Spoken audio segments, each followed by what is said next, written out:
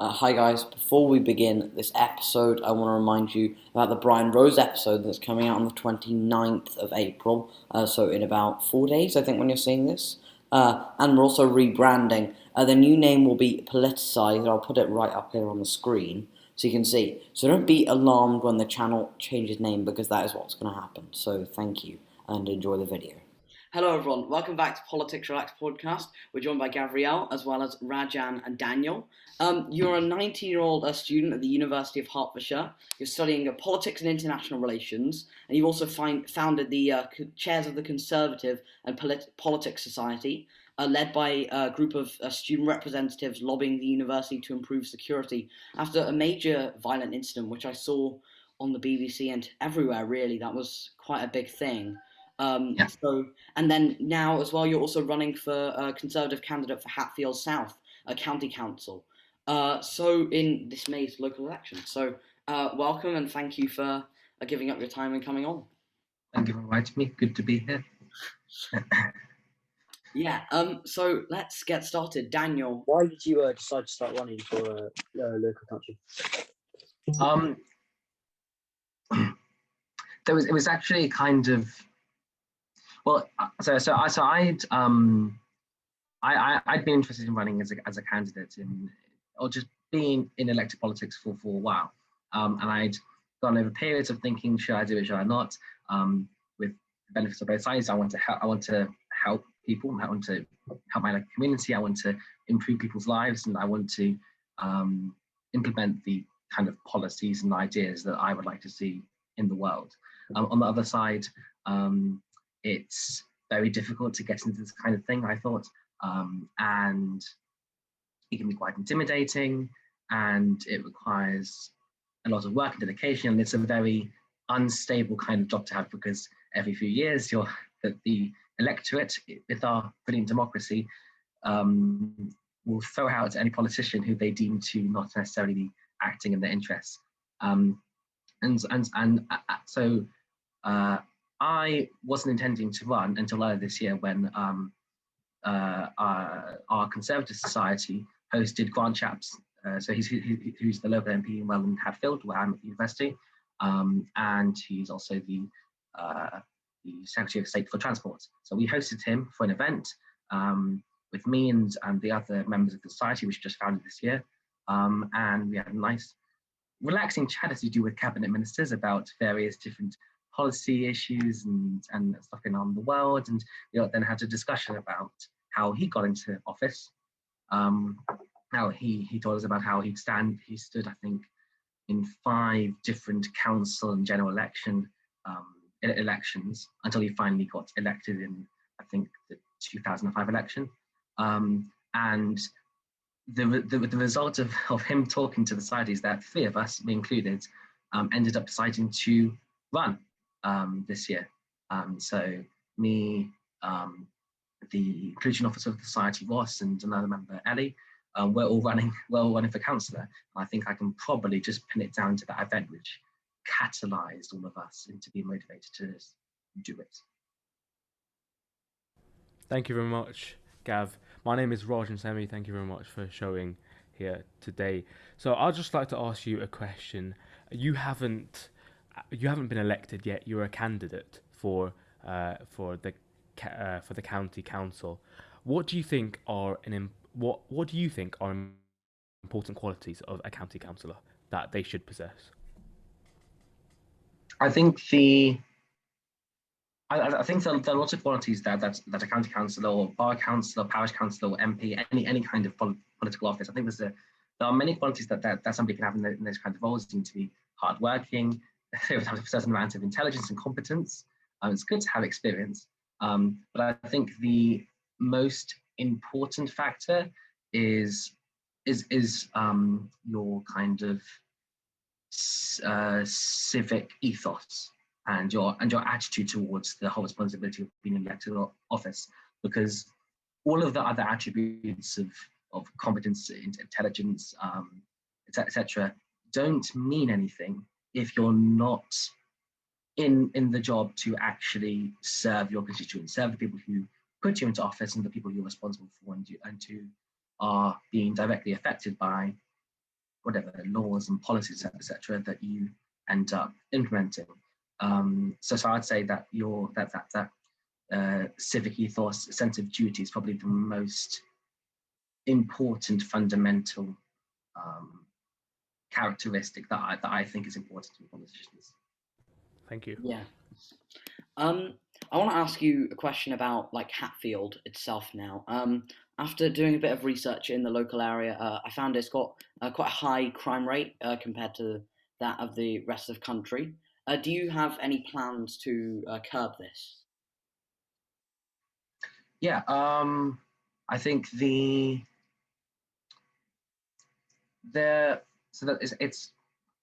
crime is a very multi-dimensional subject. I of course support the local police crimes commissioner candidate, the Conservative one in Hertfordshire, and I would say that I think a lot of the issues of crime in Hatfield. I don't know. I've personally not looked much into that. That's not kind of the area that I've looked into most. What I've seen when speaking to residents and other local people from the Conservative Party and other people involved in politics is that there's issues with antisocial behaviour. There's a lot of issue with littering, and unfortunately, despite being a university student myself, there are issues with a lot of crime that is related to students. I mean, you mentioned at the beginning that there was a major incident on College Lane campus last November, just after Halloween. I live on the other campus, de Havilland, but I saw videos from people on my course and friends showing people starting just firing fireworks, which was, against the rules of the contract. But then as campus security got involved and eventually police had to be called in because they were firing rockets at people and firing rockets at police. And I think there was even a stabbing because these events just escalated. And I as a student representative, led a group of other student reps who were concerned about this, because we also had many other issues brought to us from students about how campus security would often ignore issues, not properly intervene, how they were often very unprofessional. I've seen incidents myself of that, and so we thought to get together and try to lobby the university to improve this. And I think we've been somewhat successful. There's definitely a lot more to improve, but immediately after the incident, we helped make sure. I'm not going to take all the credit myself for all of us, but the university made sure that there were police and more security services around to make sure this event didn't happen again. They were checking thoroughly. I think they've also improved the campus security training, and they've also improved the complaints and reports procedure to make it easier for students to do this. And going back to the council local area, this is obviously just like a microcosm of the larger issue because it's just an university campus. But I think the most fundamental role of government is to keep people safe. Yeah. And I'd like to help with that. I know the local Conservative Council has done a lot of good work on that. I know that a lot of it is done from the police crime commissioner, so if the Conservative candidate gets in, that would be brilliant. And if we hopefully maintain control of the county council, if we regain the majority on the borough council, we'll be able to do so much more to make sure that Hatfield is a safer place to live everybody. Yeah, thank you for your detailed answer on that. I'm going to ask another local question. In parts of Hertfordshire, like near and around Hatfield, in areas there, 1/3 of kids are in poverty. Do you have any ideas to combat this? And are you saddened by Grant Shapps, your local MP, for voting down a motion to feed hungry children? Oh, that's okay. That's kind of two different issues because you're we're talking about both local issues and national issues, and I think people sometimes confuse them. Both are important, but they're not necessarily the same thing. I say that on the national picture, this isn't necessarily the most popular opinion, but the campaign by like Marcus Stratford to um, provide more free food to poor families and children was very well motivated, but not actually effective, because what we've actually seen over the past decade is a massive amount of increase of conservative investment, government investment into food banks and into other welfare services that improve people's access to food. And the focus in the terms of more conservative ideas around these kinds of policies is, rather than handing people free food, we instead enable them to provide that food for themselves. So instead of giving them food, we provide them with a welfare safety net of money so they can decide what they spend where, and not just giving government handouts that often are, as we saw, very badly done. And I think that some people in government apologise for some of the bad food packages that were being handed out. I think it's a very complicated issue, but I think that sometimes the easiest approach to just give people more food. It isn't the most practical way, because if you want people to, I believe, and I think most conservatives believe, that if you want to help people improve their lives, you don't just hand things to them. You have to enable them to improve their own lives. You have to enable them to become a stronger, better person who can create things for themselves rather than being reliant. And what you see is, with a lot of welfare, you end up with people falling into a trap where they're trapped by government assistance, that they are in a situation where they're just barely getting by with the government assistance and food vouchers and welfare, etc. But they can't actually break out of that and get to a place where they can rely on themselves, because the system is often designed in order to provide things for them rather than enabling them to provide things for themselves. So I say that when it comes to the issue of food and poverty, that's the kind of policy that I want to introduce, things that enable people to improve their own lives, rather than just handing things to them, because ultimately that's not going to help them in the long run. Yeah. What I just want to hear your response on is, in 2009, 2010, when the Conservatives were first elected after Labour, Trussell Trust 3-day emergency food supply parcels were under 100,000. They're now over 1,600,000. So you say the Conservatives have improved this, but do you have a response to those statistics? I'd say that if anything, that's a good thing, because surely we should be happy about the fact that the government is now providing all of these services to people where they weren't before. That was a trust. Right? So, that was the charity, not the government. Charity. I'll cut that bit out though. It's fine. If it's a charity as well, that's a good thing. I mean, just firstly, even not talking about government, having more food parcels, food packages provided for people is a good thing, because it means the people who need that kind of service are getting it, and so they're able to feed themselves and their families. And if it's a charity, that's just even a step better, because it means that people aren't relying on the government, but that private citizens, private companies are doing this out of the good of the hearts. And I think it's a brilliant vindication of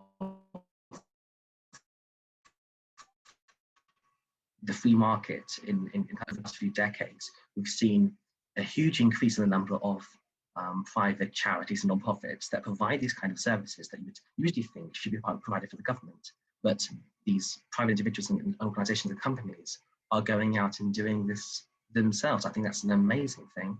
Of course, people shouldn't eat in the first place, but I think that the fact that people are going out and doing this is something amazing, providing it where it wouldn't or couldn't be provided by the government. I think that's something to be applauded.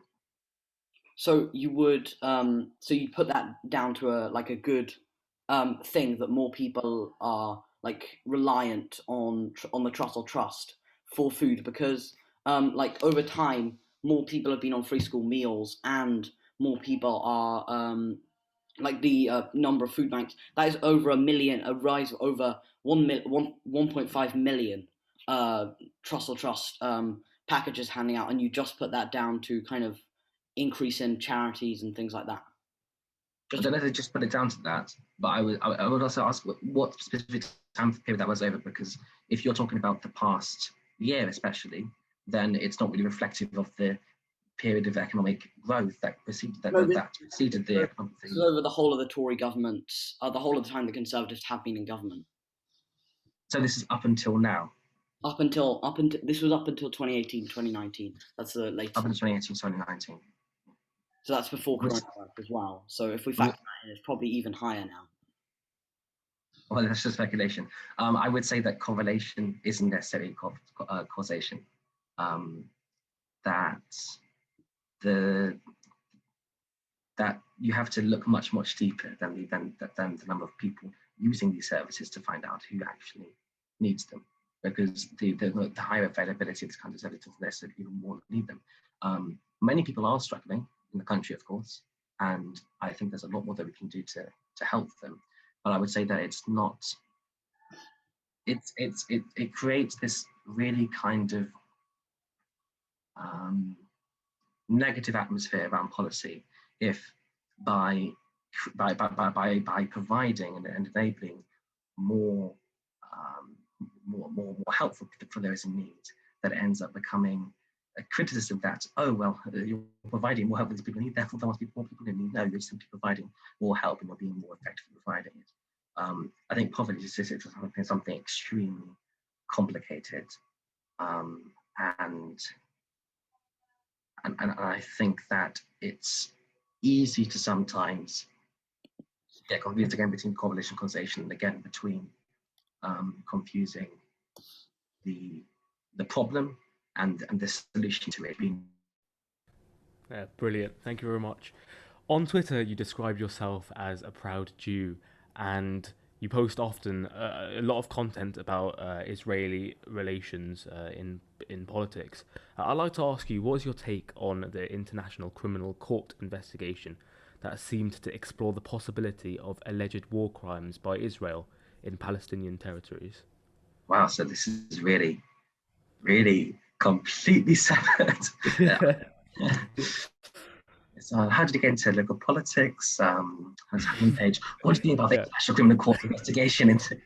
Wow. Yeah, a bit left field, but I loved your opinion on it. Yeah, sure. I think you've been scrolling a little bit. Just to answer my last couple duties. Yeah. I'll probably just kind of repeat what I said there.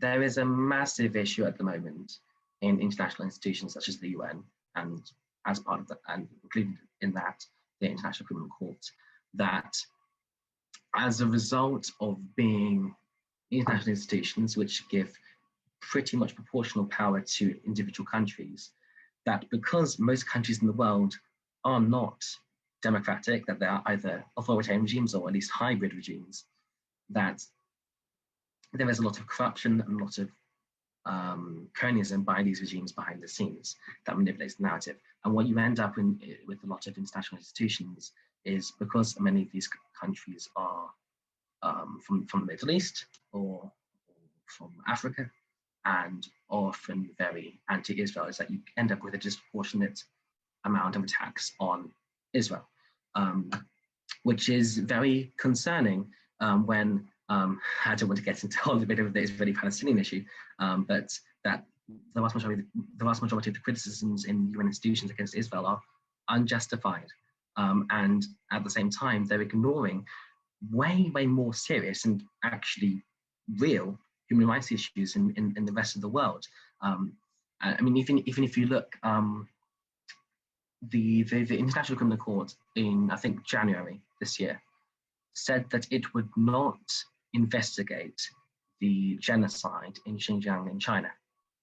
The reason they gave for that was because China was not a signatory to the International Criminal Court's founding charter. But that really doesn't hold up, because Israel isn't a signatory either. Yet they're investigating Israeli war crimes, which you can argue about that, but I'm sure most people, even people who are very anti-Israel, can agree that the events there pale in comparison to what China is doing in Xinjiang, to what is happening in Burma, and many other parts of the world.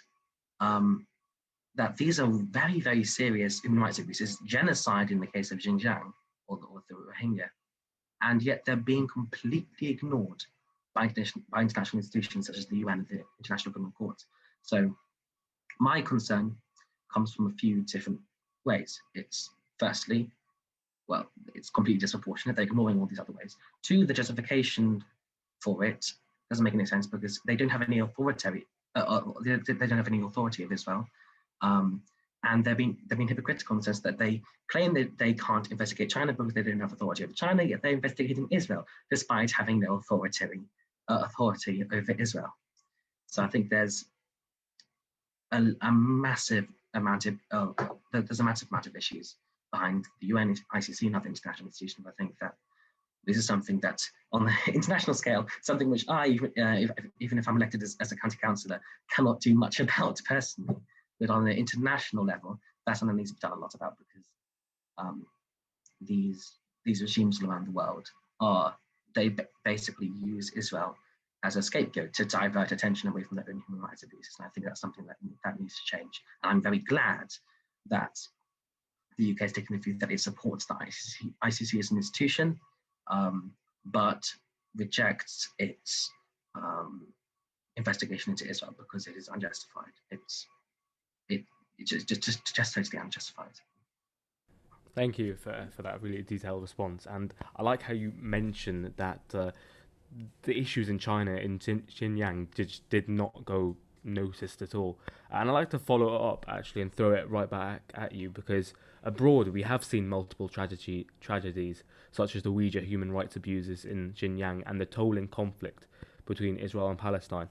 And China has now blocked the UK government from entering China, and Israel-Palestine remains to be an issue at large. What do you believe that Dominic Raab and the Foreign Office, including the UN and other world leaders, could do to help solve these pertaining issues? Because it is massive, but can it really be solved when it's sort of meddling with another country's affairs? But it should be solved. It's not morally right, but do you think it can be solved, and what can Dominic Raab and the UK government do, in your opinion? It's a bit wide, but yeah, there's a lot there. But I would love to answer that. I'm very interested. Yeah. Completely different again from standing for local elections. But yeah, I love these kind of topics. I think I'll answer it in three sections. I think first I talk about whether it's right to meddle in other countries. Then I'll talk about Israel, and then I'll talk about China. In terms of meddling with other countries, I think that we in the West have a huge amount of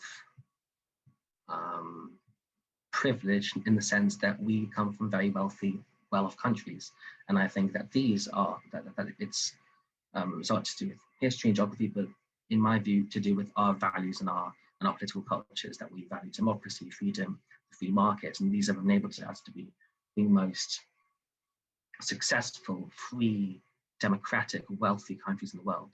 And I believe that with great power comes great responsibility, right? I believe that since we are these wealthy democratic countries, we need to, in a way, export that to other countries, not in the colonialist way as many people would consider it, but in the sense that we have responsibility to help people who are experiencing human rights abuse, people who are not living free, people who do not have political, social, economic freedoms, and we need to help them do that.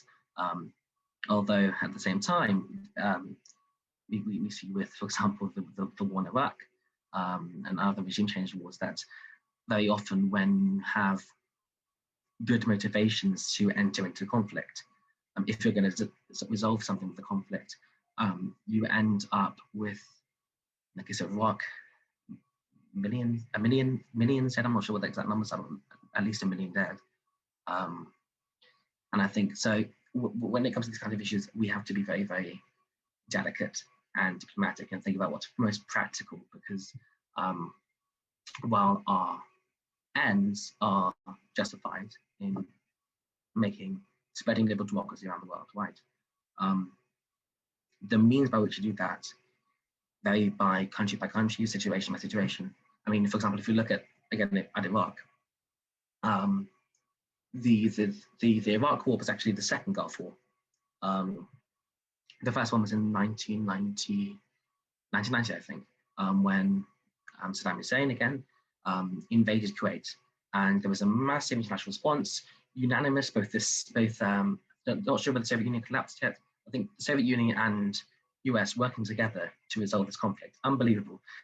Kind of symbolizing the end of the Cold War and what people thought was a whole new area of international relations.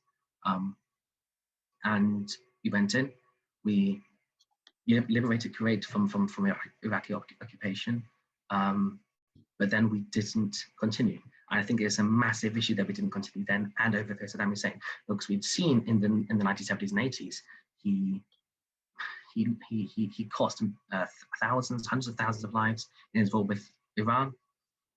He killed thousands of Kurds and other ethnic minorities in Iraq, and we should have known then not to just stop at Kuwait, but overthrow them, because we had the opportunity.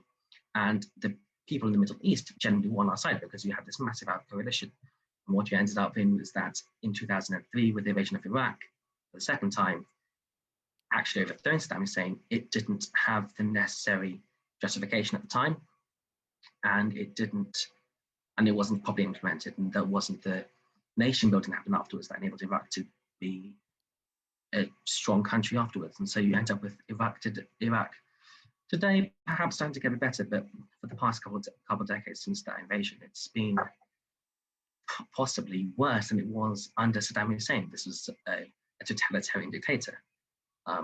So I think that just when it comes to, on the first one, when it comes to interviewing other countries, you have to be very, very careful and think about the consequences, because often we can be heavy-handed and people can just be criticized for that, but fundamentally we should be trying to spread these ideas. And actually, in a way, they spread through passive actions rather than active ones, because through globalization, through international trade, the very fact that these ideas are good, people adopt them. Nations have generally become more liberal and democratic. Okay, moving on to Israel and Palestine. What a bombshell! That is a massive issue. I personally, I think that the only solution to that conflict, if I was Dominic Raab, or as Boris just said, if I was president of the world, emperor of the world, whatever, I would want a binational state. Because there's a couple of issues that there's the issue that Israel cannot be both a democratic and a Jewish state. That by the reason why they haven't annexed the West Bank and the Gaza Strip, they actually withdrew from the Gaza Strip, is because they want to remain a democratic nation. The Palestinians and Arab countries didn't accept peace, and so they're stuck occupying this bit of land that they can't annex, because if they annex it, then Jews will be a minority in Israel, and it will no longer be a Jewish state. And the only way to resolve that would be to institute apartheid. Many people accuse Israel of apartheid, but it's not. It's a democratic, free country where all of its citizens, Jews, Arab, Muslim, Christian, Druze, have equal rights. But the only way to annex that area would be to genuinely institute apartheid. And that's why Israel hasn't annexed it. They don't want that. I think the only issue to this is that at this point, the Palestinianship, PLO, PA, have not been accepting peace, and it's got to the point where any kind of resolution to conflict looks more like it would have to take place from unilateral Israeli action rather than some kind of negotiation with Palestinians, because they simply aren't interested in actually creating peace. You had, for example, in the Camp David Accords from around 2000, Yasser Arafat was offered 95% of the West Bank and Gaza Strip. Very brilliant offer, lots of compromises from the Israelis, but he spat back in the face, walked away, and started the Second Intifada, bombed Israeli birthday parties and buses. So I think, I don't really know. I said before about a national state, which I think would be a potential solution where people could have Israeli and Palestinian or Palestinian citizenship, where you could perhaps have individual domestic governments while having a united foreign policy, which would ensure that Israel maintains its security, but that both nations are self-governing. I think that's a potential solution. I really don't know, because it's an extremely complicated issue, and nobody has the right answer, really.